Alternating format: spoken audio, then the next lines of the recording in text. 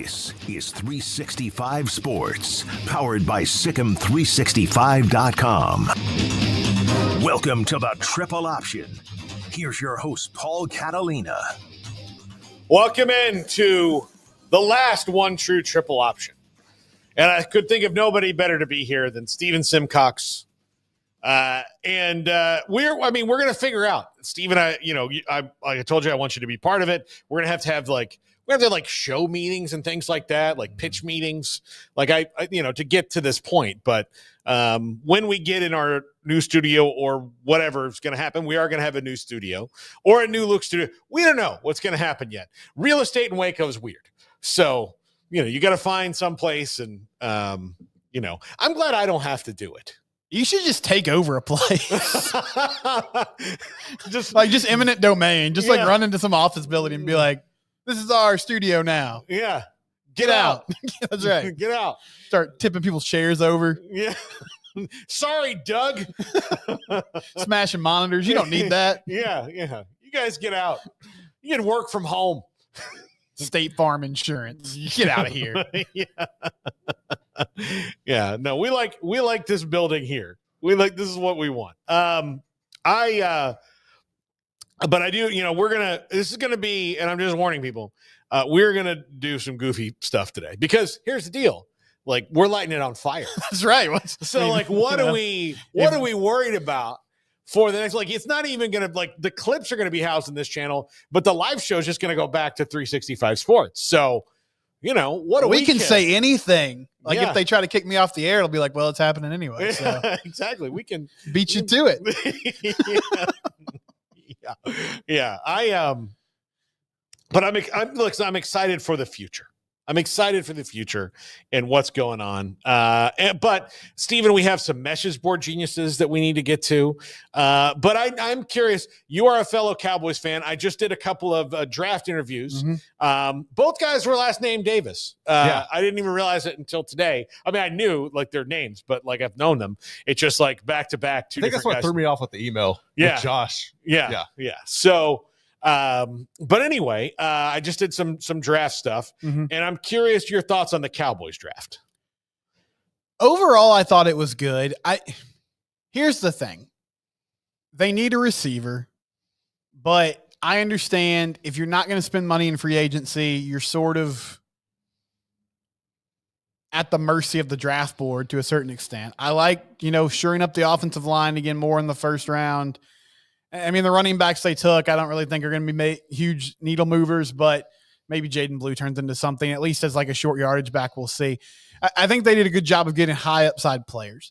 What I don't understand, Paul, and I'm not even saying if they sign Amari Cooper, I think that'd be fine. I don't think it's a bad move. Mm-hmm. But what is it about this team that they can't be interested in someone who's never been in the building before? They just have to sign people that have played or that have some sort of relationship with the Dallas Cowboys. I don't get that aspect of it. No, I know. I tweeted out the other day, we like our guys. Mm-hmm. And if our guys aren't our guys, are they even guys? Come on, guys. We like our guys a lot. And look, as far as Amari Cooper is the easy answer, right? For this. Yes, you have to do no research. You already know what he can do. You know what he can do. I mean, the last couple years, all that. It is what it is. But so I get why you wouldn't, mm-hmm. Really, you don't have to give him any draft capital. He's in a song, but the last couple of years, he's not really been Amari Cooper anymore, but he could still be as a number 2 wide receiver, not your number 1. Bring him back. Everybody loves him in the building. The COVID's over, so you don't have to worry about that anymore. So I'm fine with that. The other thing is okay, what are you going to do about running back? Number 2 is what are you going to do about running back?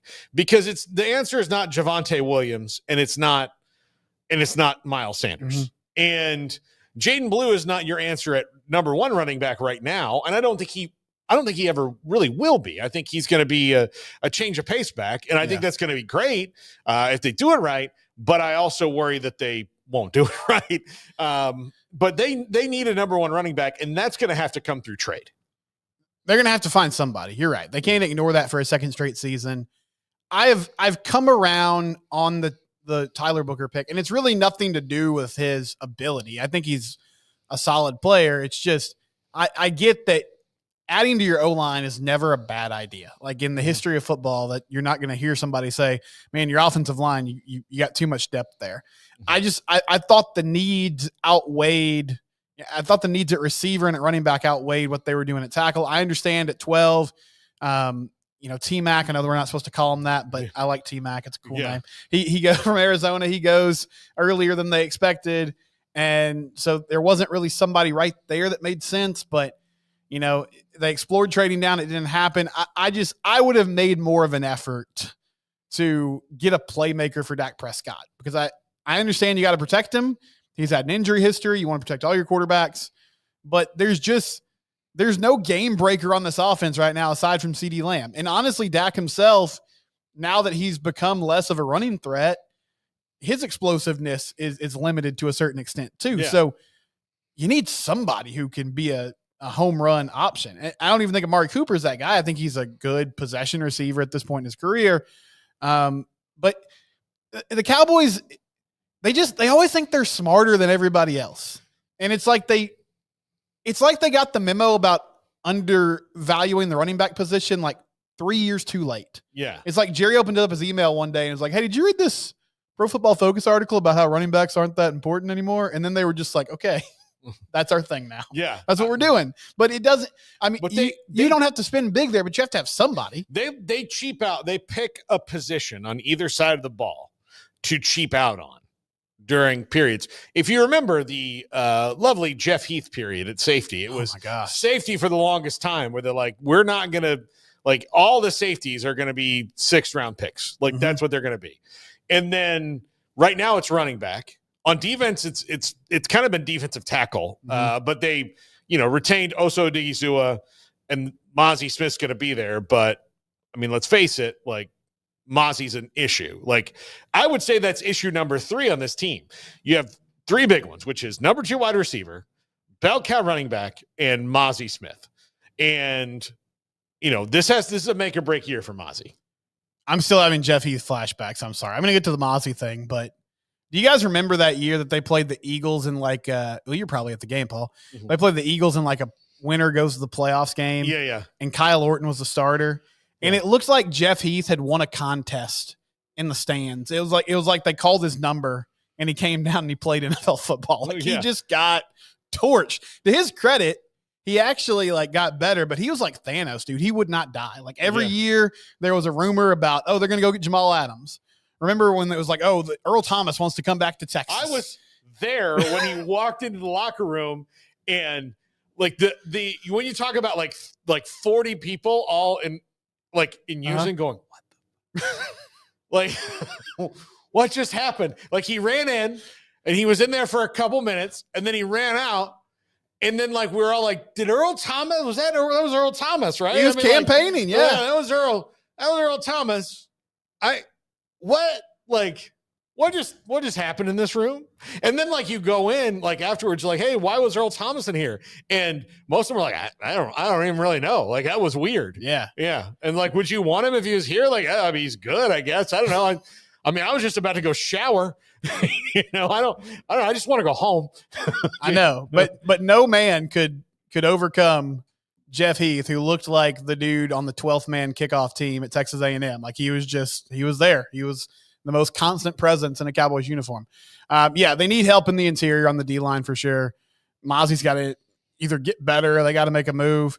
But you're right. They do a good job. The funny thing is, we talked about this before, Will McClay is really good at what he does. They draft well for the most part. They always have a weird one, but they draft well for the most part. And they do a nice job of like finding starters on the cheap. They'll go find a guy who you're like, who's this dude? And then he's not a star, but he ends up being a contributor for him. But they just do too much of that. And then there's holes on your roster that you can't easily fix. And it's the same story you've had many times with the Cowboys is like, where is this team improving? And why am I supposed to buy into them if they're basically constructed the same way they were the year prior? The only difference is Jerry just looked down the hall and said, hey, Brian Schottenheimer, you want to stay on here and be the head coach? And he said, yes. So good for him. Yeah. So yeah, that's great. Anyway, by the way, some breaking news here that makes me very sad. Jets quarterback Jordan Travis was a 5th-round pick last year. He has told them he is gonna retire, which means that leg injury was way worse. Ooh. Dang. God, like it. I love him like a son. Well, I don't think this is what he had in mind, but new studio, show's changing up. Yeah. Jordan Travis, Welcome aboard. yeah, you can do this job with one leg. Yeah. Yeah. No, look, I'm That probably wasn't the most, wasn't the You got the coolest point across. or most compassionate way to put that. Yeah. I apologize. There's going to be a lot of guys with prosthetics coming in here going like, I hear you're looking for a one-legged guy. Yep. I mean, we're not, but like, you know, we're not going to say no off the bat. I'm just saying, call us Jordan Travis. Yeah. There's a man here who would love to work with you, Yeah. regardless of your physical situation. Yeah. That just bums me out. God, that bums me out. Unbelievable. Ooh. And I know he took all of it so hard. He like blamed himself. Like, nah, man, like you're cool. Like this was the adults in the room being jackasses and, you know, buying into a narrative. It does. Yeah, that is brutal, man. To recognize it himself so much that he says, you know what? I gotta hang it up. That's gotta be so tough. Cause he's still in the prime of his career. He's years old. He's got plenty of time to figure this out. He was a 6-year guy. But I mean, like, you know, so he's like 25, 26 years old. Like, I thought that like he was going to be like, cause he had developed over time, but I thought as like a backup quarterback in the NFL with his athletic skill set, his arm strength and his just knack to do cool stuff, that he would have been somebody that, you know, probably wasn't going to be a starter in the league, but could have been a decade-long backup. And, you know, look, okay, especially with a quarterback, like let's say he went to Washington and was the backup for Jaden Daniels. Jaden Daniels gets banged up. Jordan Travis can come in and he can win a game or two for you. You know, is he going to take you to the playoffs all in a year? Probably not. But he's there, you know, and he's a team dude. So I don't want to totally derail the conversation, but one good point that I heard about the Shedeur Sanders like draft fallout was if NFL teams didn't see him as a starter, one big component of being a backup quarterback is like just being a chill guy that people like. Yeah. Like that's the dude in the room that everybody wants to be cool with. And it's kind of good hang. And, you know, like not going to rock the boat. That's Jacoby Brissett. Yes, it's Jacoby Brissett. There's many of these guys that a long time have been backup QBs, have been fun dudes to be around. The team loves them. Shadeur's not giving off those vibes. No, absolutely not. Yeah, I'm sad for him. By the way, Jacoby Brissett's progressive commercial is my favorite one of those backups because he's doing taxes. Yeah, he's got the readers on. It's my absolute favorite. So, let's do some message board genius rants here. All right, let's do it. Okay, the first one, Gary, did you make graphics for any of these? I didn't. Okay, all right. We'll just do them. I'll click on them and we'll do them. Okay. This is one about Nico. It's from a Bama site. And it was solid gold. Hold on, wait. Let's see. No. Okay. It's not about Nico. It's about Jackson Arnold. I'm sorry. So it is grade A level trash talk from this Bama fan. Okay. And it's about Jackson Arnold. And the tweet was Jackson Arnold mentioned that adversity at Oklahoma led him to wanting to transfer to Auburn. And then the response to it is wonderful. So how should I do this one, knowing that this is a searing just dart right back at Jackson Arnold from a Bama fan? Is this a good Statham one or is it too short? No, it's too short. It's too short. Can you do like a kind of a condescending British voice? Yeah.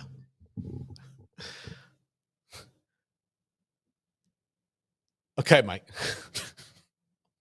I like my head coach. This is more Australian, isn't it? That's okay. Okay. It's working. Okay, mate. I like my head coaches to mismanage the QB situation more quickly than game 4. I'd prefer to be benched multiple times by a straight shooter like Hugh Freeze. Yeah. That was, but it was one of the funniest things I've ever read on Message Board Geniuses. And usually Message Board Geniuses are like crazy people. That person. No, that's just a good joke. Hats off. Hats off for sure. Yes, hats off. Okay. This one is about no Florida players being drafted in the first 2 rounds. And this person is very mad at Billy Napier. Okay, so let's go with some local flavor. So this is a Floridian. A Floridian. Okay. Maybe hangs out a lot, like by the water. Okay. Has a boat. That type of vibe, Paul. Yeah. Okay. All right. I'm thinking, did you ever see God, what was that show that was in the Keys on Netflix with Kyle Chandler about the murder? Oh. Yeah, but I Bloodline. can't remember the name of it. Bloodline. Yeah, Bloodline. I never saw it, but I heard it's good. It's very good. It's very good. There was a guy on the show the guy who got murdered, he was always like, he's my best fucking friend. Like, that's what he said. And he was what you're describing, like total, like water rat, always like, like kind of dirty all the time. Although like you could tell, like, okay, if he went to the bar, he showered, but he was still just kind of like dirty from working on a boat. Okay. Yeah. Yeah, I get that. I get the picture there. Okay. No Florida players in the first 2 rounds. There's got to be another all-time record for Florida set by the moron head coach we have. Reality is going to set in with our team and all these guys with NFL aspirations. We're going to realize that if they want to move on, they're going to have to move on because this numbskull isn't going to be the person to make that happen. Billy is not, never was, and never will be SEC head coach capable. Again, just a dead-on attack. I like these two because it really does show you how. I mean, in Florida's case, it probably is it's just a big fan base, but like how spread out these fans are. Because I would think most Florida fans after the end of last season would be like optimistic about what's coming with, DJ Langway and Billy Napier, but not this guy, Paul. He can't be sold. No, he's not gonna be fooled. No, absolutely not. So, okay. This is my favorite one. This is random. This is very random. This is a very random post on texags.com. It's listed important Rumba questions. So I thought initially when I read it, it was going to be about dancing. But it's about the Roomba. The vacuum? The vacuum.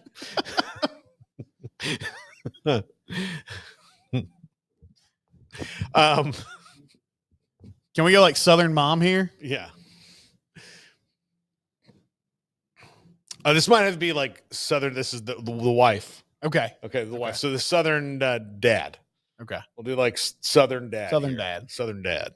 Just inquiring about the Roomba. Yeah. Is anyone else tired of cleaning dog shit out of the Roomba their wife insists on having after cleaning up the smeared shit all over the floor of the house? So, okay, he's blaming the Roomba for picking up the for doing it's all like it really only knows its job. We have we have one that runs every day at 8:45 or on the weekends at 9:15 every day. It's a little bit noisy, because we have hard floors. I have asked my wife if we could maybe do that in the 6 to 8 hours a day that I'm not there. Novel idea, honey. Because listen, it's just a 24-hour cycle of dust. Yeah. No, it has to be at those times. Right early. That's when you're picking up the most dust. You've been told. I don't know. I know that what I've learned from my wife is that the war against dust and dirt is everlasting. It's a 24/7 job. Like we don't take time off of it. So we have to let the dust know that like you have until 8:45. Do your worst. Enjoy, but until 8:45. So you could, train the dog. Yeah. Or, I mean, I just don't understand. Just pick up the dog crap before you run the Roomba. Yeah. Like, if it picks up stuff, it's big enough that you probably should have cleaned it in the first place. To this point in our history, thankfully, robots only do what they're told. Now, once we cross the uncanny valley, we're getting closer every day. Yeah, no, to the robot revolution. But right now, it doesn't know. Like, it's not going to stop and go like, "Oh, sir, the dog has defecated here in the room again. I will continue, but I would like you to, if you don't want me to, I mean, I'll get it, but there's no promise. It's like a sensor and it just stops." Yeah. Yeah. So I'm guessing this is also got to be a little dog. Yeah, you would think. I mean, it's because if this is a continual problem. Because I have a Shark Ninja, and I'll tell you that there's a couple of times it's like a run over a bug, and then it's like stopped. It's done. Yeah. A dead bug is run over a dead bug, and it's stopped. We also have the exterminator at our house today, by the way. So right before we're going on vacation. Okay. So, I just like that this person threw it out to the world. He was like, anybody else have this problem? Yeah. Yeah. So, okay. We have several Texas A&M ones. I went down the rabbit hole on this. Oh, wait, you wanted me to read one like Steve Spurrier, right? Oh, I didn't do that one like Steve Spurrier. Oh, I completely forgot. Dang it. All right. Well, I can just try mine. Well, thank you, Holly. Do you have the Clemson one about the baseball team playing on their field? Oh, yeah. Okay. Could you do that, Steve Spurrier? Oh, yeah. About the Savannah Bananas. About the Savannah Bananas. About the Savannah Bananas. Okay. This is a long one. This could be a Statham one too. But hold on. Let me work up my Spurrier here real quick. Holly, thank you. Look, we threw some good passes. No doubt about that. Can't run the ball right now. Can't protect quarterback. It's like I'm here with Daniel Day-Lewis. This is awesome. Really kind of upset about some of the calls that we're getting, but in the second half we'll try to rectify that. So okay, it's pretty good. Okay. A letter to Frank Howard Field, Clemson Memorial Stadium. Yes, ready play may be best on the market. Patented, proven, praise from Vegas to Los Angeles, but Clemson Memorial Stadium has never been about settling for what the world deems good enough. I think I need to do this as Statham. I think I need to do this one. Okay. Yeah, this is good. Okay. And this might be actually the love letter to the grass. Is this a love letter to the grass? I think so. Okay. Yeah, I think so. Yeah. Well, this is even better because I've always wanted to hear Jason Statham read a love letter to grass. Yes. Okay. Yes, ready play may be the best on the market. Patented, proven, praised from Vegas to Los Angeles, but Clemson Memorial Stadium has never been about settling for what the world deems good enough. We are not a program that buys greatness off a shelf. We grow it. We earn it. We live it. Frank Howard Field is not just a playing surface. It's the beating heart of every autumn Saturday. The sacred ground where boys became legends and moments turned into memories that live in every Tiger's soul. You can't just patent that. You can't truck it in from Georgia. They say this new grass is stronger, that it was raised on plastic cut thick and laid fast. But this field, our field, was never just about strength. It was about roots, the kind that run deep into soil and soul, the kind that remember, the kind that loved us back. And yes, maybe we can't replicate the process today. Maybe it's patented.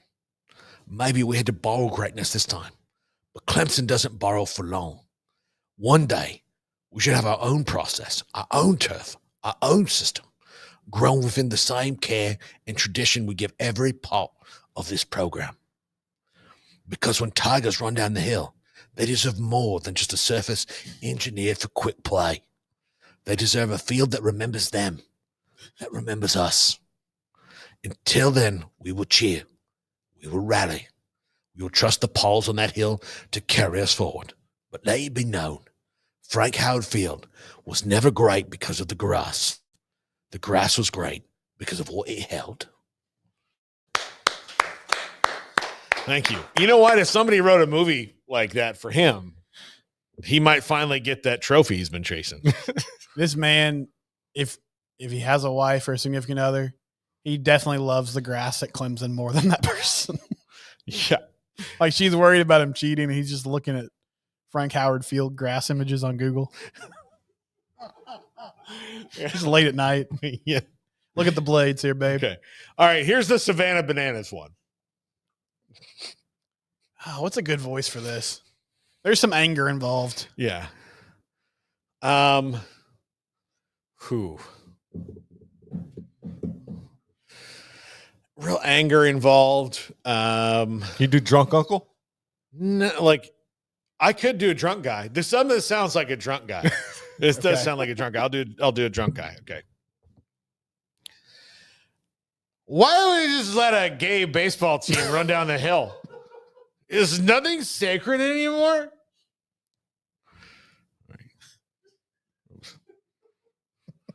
That was the right choice. Yeah. Would be nice to see Dabo focus on getting the football program back to where it was when national championships. This is what it looks like, chips and chips.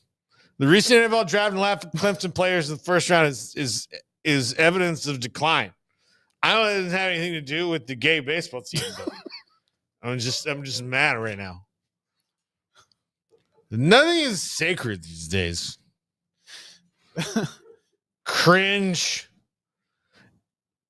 Oh, 81,000 singing Taylor Swift in the football stadium. Can this get more? Yeah. Andrew, can you help a man out here? So, yeah. Cringe. Cringe. I'll tell you, I understand the appeal, Yeah. but I rarely feel more disconnected from just like general culture than when I see the sold out stadiums before Bananas games. Yeah. No, I mean, I get why people like it, but I'm just like, wow, that's a lot of people. yeah. Yeah. Hold on. I need to open up this other. Let's see. Okay, there's an Aggie one. Clem's an underrated message board site. That's one thing I've learned through this process. Yeah. They've got some angry and weird fans too. Like some Texas A&M vibes.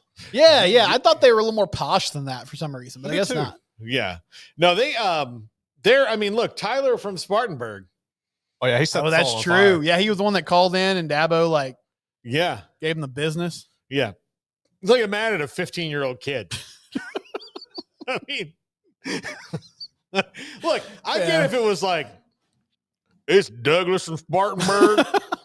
Listen, in my 64 years, like that, I've been like, listen, dude, get a life. Yeah. But like, he's like 15 years old.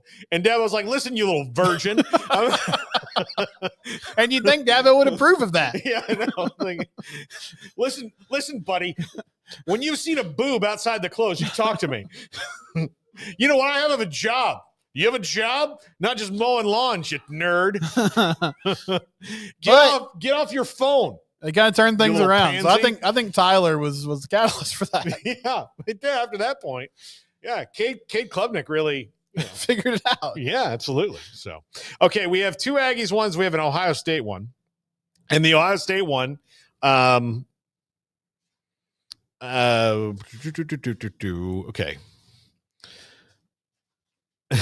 This one is about the psychological damage of cheating on.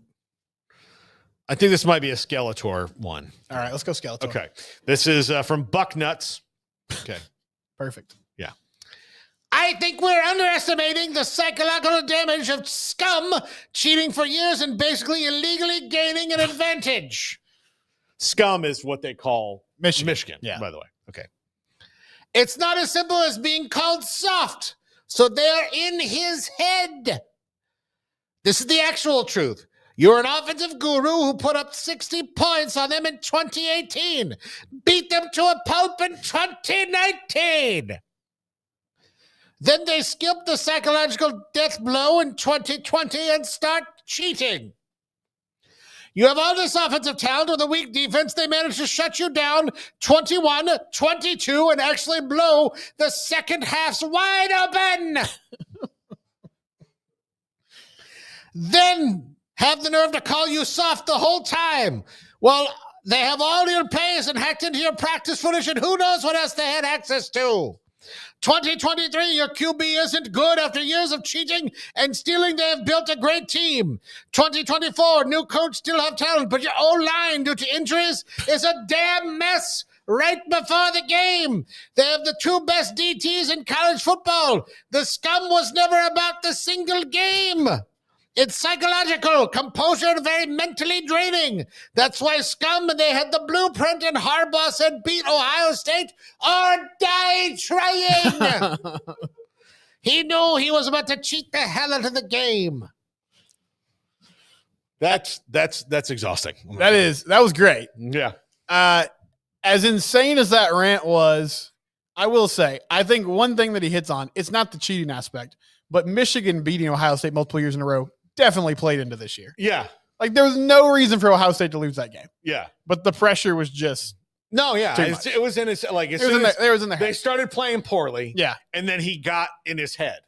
Yeah. And the fact, I think that they went on the tear and won the national championship, which, again, what are you even talking about the Michigan game at this I know. point? That's the thing. It's like, just take the trophy. Yeah. You got it. Yeah. I mean, yeah, they can needle you all they want for that game, but like, you won the national title. Yeah. Yeah. They won the Citrus Bowl or something. Like, Yeah. who cares? Who cares? Like, again, it's, your trophy is still, you didn't have to play in the conference title game. But you're right. I mean, that weight that was lifted off, like, I was legitimately sad for those kids. And I don't remember, I know it was a star player, but like that defensive end that was yelling at his coach when they were planting the flag on the field, and he was like, we can't let them do this again. Oh, was it Jack Sawyer? Yeah, Jack Sawyer. I mean, he sounded heartbroken. Yeah. And you're like, dang, this is crazy. Like, I don't think we always understand just how much pressure these guys can put on themselves when things start to go poorly. Yeah. Okay. So, what do you want first? Coaching hires, or these are both coaching hires from A&M. Do you want I'm so effing fed up, or dildo waivers? Wow, both are promising for different That reasons. was pretty legit. Yeah. All right, I'll start with Yeah, let's start with effing that. Okay. What does this need to be? Like, this is angry. Yeah, this is angry. Okay. This is tired middle manager finally reaches his breaking point Okay. and quits. Okay. All right. Got it. I've kind of been at this point. Yeah, you didn't have to really tap into that one too much. I You're able to center yourself pretty quickly. Yeah, I know. Like that one felt like You're you were familiar with that character. You were like, yeah, I've seen Paul do that in real life. Somebody asked you what game is on 101.3 for the 7th time in a day. Yeah. We have a remote at a swap meet that made us $285, but this $8,000 a month client we have, no, we got to move them. We need 14 board ops by tomorrow, and you're going to get no extra money for getting these people trained. Yeah. All right. With losing to Texas, they came to the SEC and they kicked the shit out of us and everything. Their first year in the conference. We are truly little brother. It's effing embarrassing. And I don't think our leadership cares enough to make any changes. Our big three sports are trash. Yeah. Okay. I think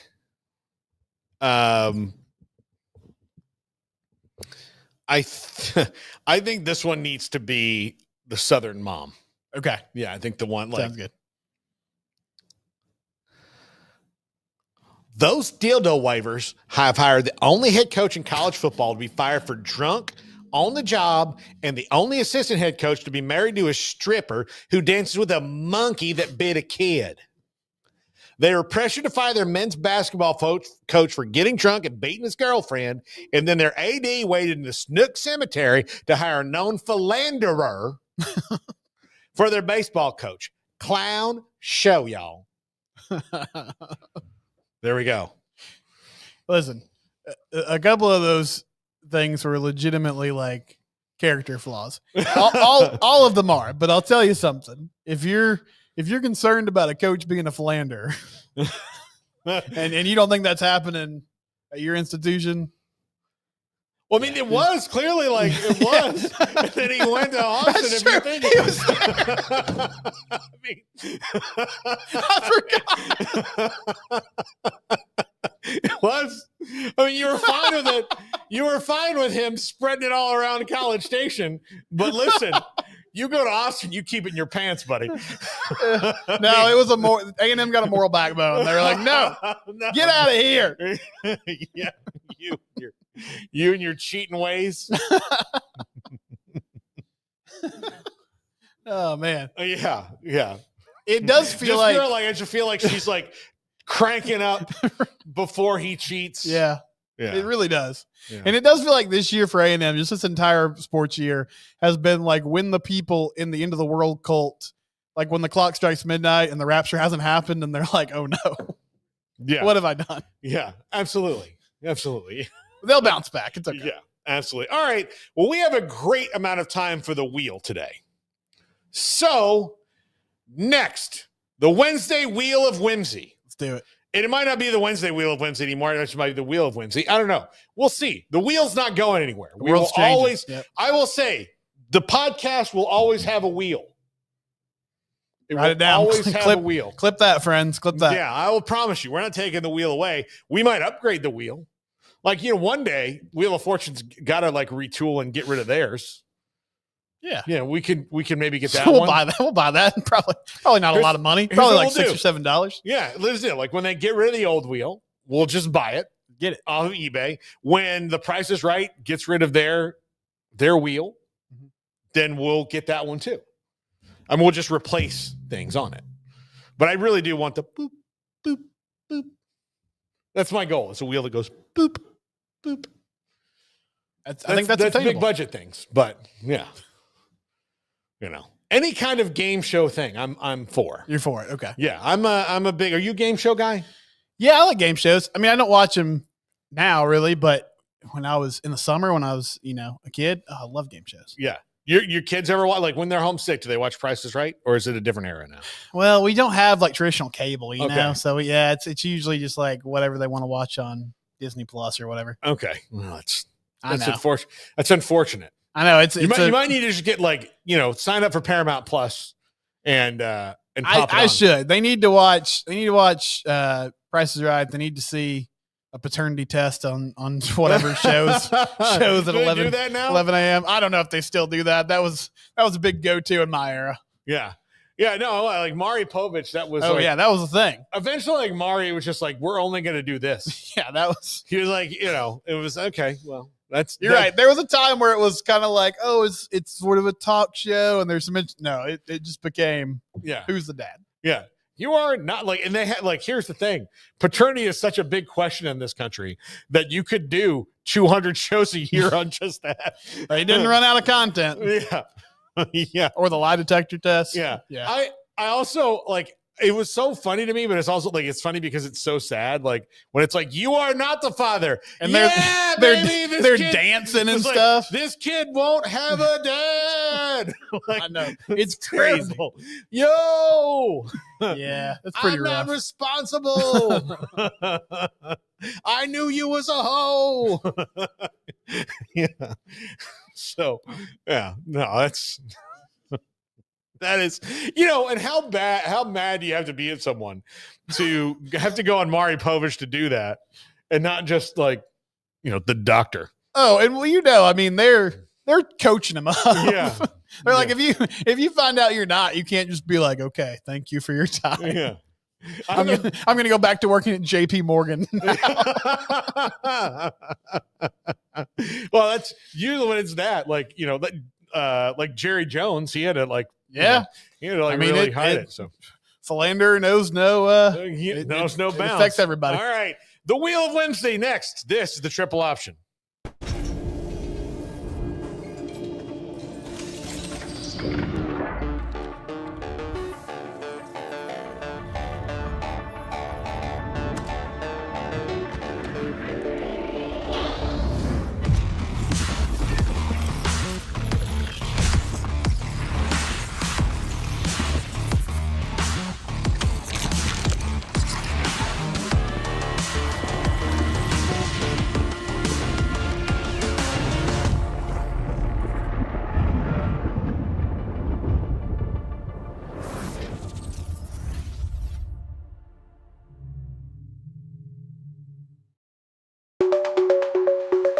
Protect your online privacy with NordVPN.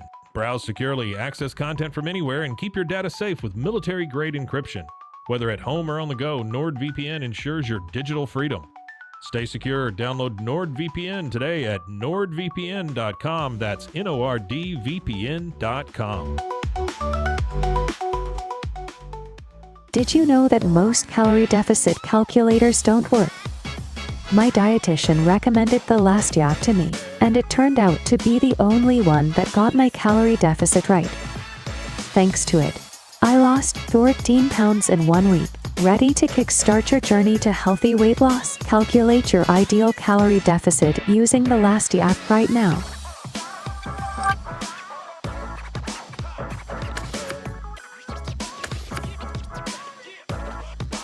Life will test you. It'll turn your world upside down. Again. And again. And again. The only way to hit back is to stand up. Stand up every time. And say, I'm not done.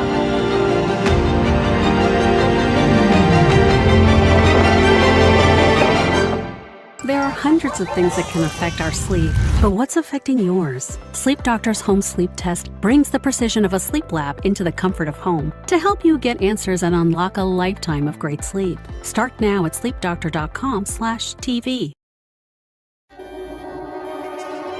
This is 365 Sports, powered by Sikkim365.com.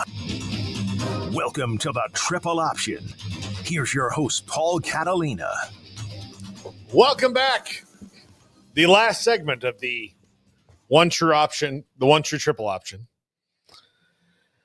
I mean, I know that, we probably should have done an in memoriam or something like that, Do you have a favorite moment from the show? I hate to put you on the spot. I think, anytime we did message board geniuses or something stupid like that was the stuff I like. So those are the things that are going to carry over.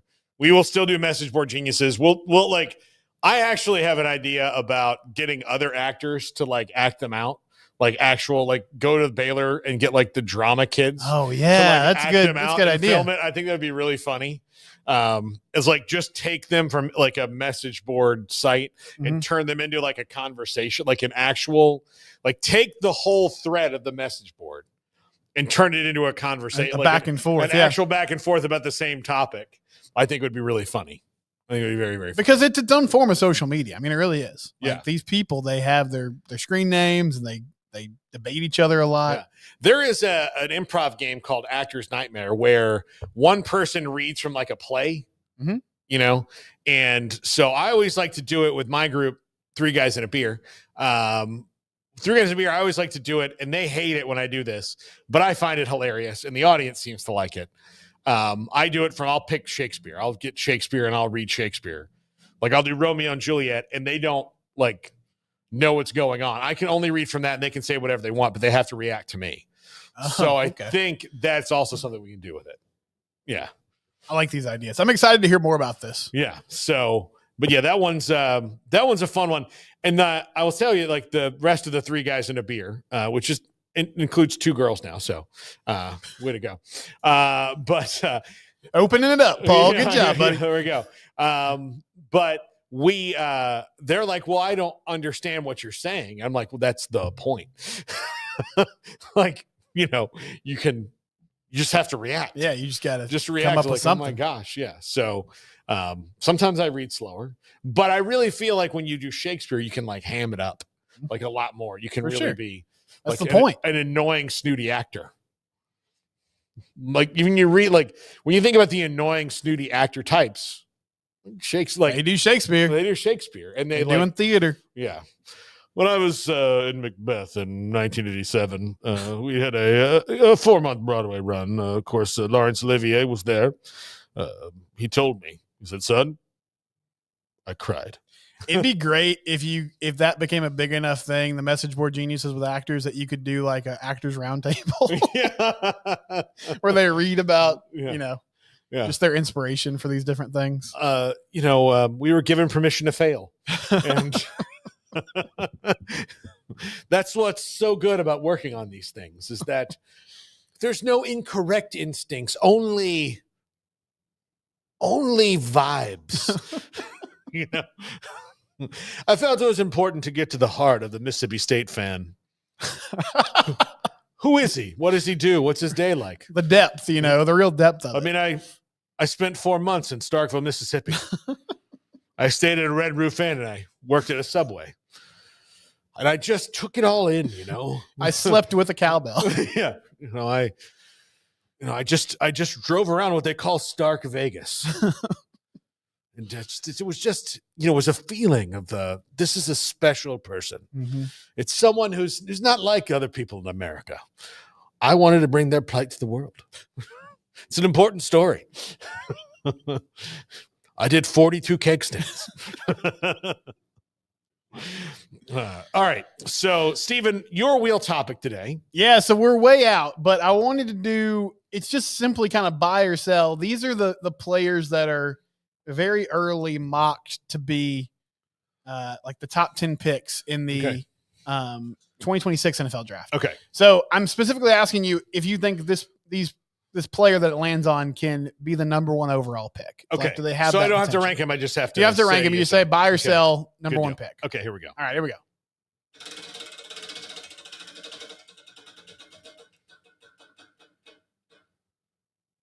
Caden Proctor, Alabama, tackle. Yeah, I'll buy it. And he's a really big dude. He's that guy. I would say that like back and forth between there and Iowa concerns weird. me. Yeah. It's weird a little bit, but the fact that Alabama kept trying to get him means that like it didn't bother them. They weren't deterred by it. They weren't deterred by it. I do think though, like he initially wanted to go to Iowa because he's from Iowa.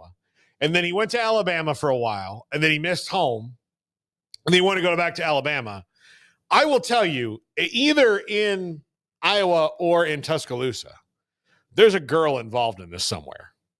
Like the high school girlfriend broke up with him, and he was like, well, nothing's holding me here now. I really like those dudes at Bama, or, Vice versa. Yeah. Like something, or like first college love ended poorly. Yeah. So He then he needs to went get back home. Yeah. So like, yeah, something like that.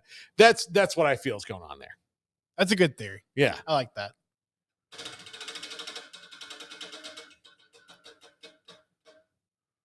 Okay, Jeremiah Love at Notre Dame. You said first overall? Yeah. Oh, not first overall. No, sell. I think he's the most likely to be a first round running back next year. And if that's the case, he should have a star in his helmet. I'm okay with that for like Breece Hall or something, but right. Yeah, I don't know. I don't foresee that happening. No, it's not like there was rumored that was like there was something cooking because of the running backs coach, but I think he'll be a first round pick, but first overall, no. Yeah, a couple of these, it's just position more than anything else. He'd have to have like 3,000 yards rushing. Drew Aller at Penn State. No, I'll sell on that one. I think Drew Aller is. What do we describe him as? Just he's fine. He's okay. Yeah, he's fine. He's okay, but I don't think he's going to be the dude where you're like, this is the franchise changer. Now, to say he'll go in the first round, I would buy that, but I don't think that it's going to be one of those guys that like Jane Daniels or Caleb Williams, where you're like, all right, well, if we need a quarterback and we need one of these two dudes, so let's make sure we get them. Right. Yeah.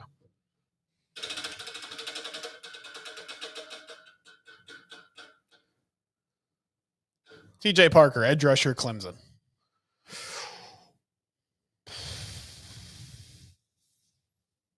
Yeah, I'll buy it. If he makes the kind of jump. And Clemson hasn't had like those dudes on the defensive line for the last few years. So I'll buy it, but I'll hedge it a little bit and saying like they've lost a little bit of their luster. So position wise, quarterback, edge rusher, tackle, is that about where you stop as far as number one overall value? Quarterback, edge rusher. I would say maybe wide receiver if they were like once in a generation type. Yeah. I mean, look, there's a reality where Travis Hunter was the number one. I mean, he was the second overall pick. True. There's a reality this year where it was Travis Hunter. If Cam Ward was just slightly not as good as he was, right? Or if I think it would have been Travis Hunter, number one overall pick, if the Patriots or the Jaguars had the number one pick because they have their quarterback. So, yeah. So, I think wide receiver. Okay.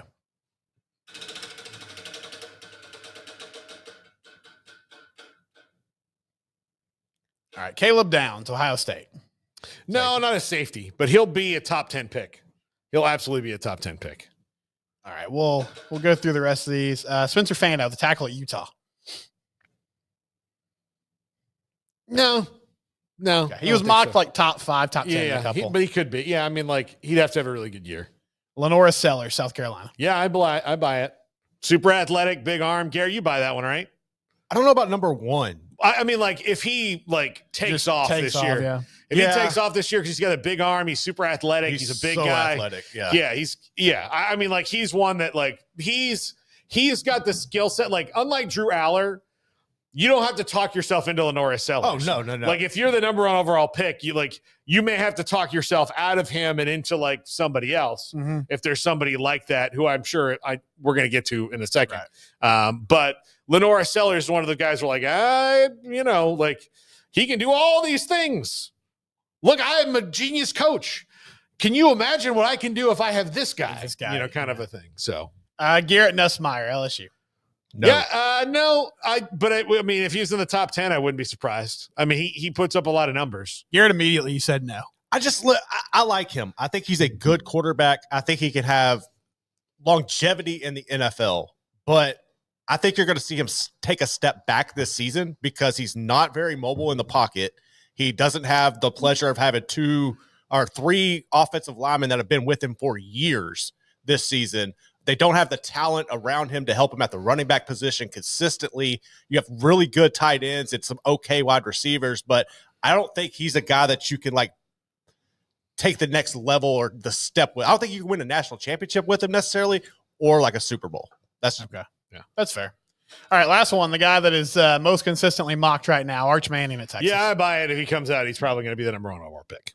But I do see a world where he doesn't.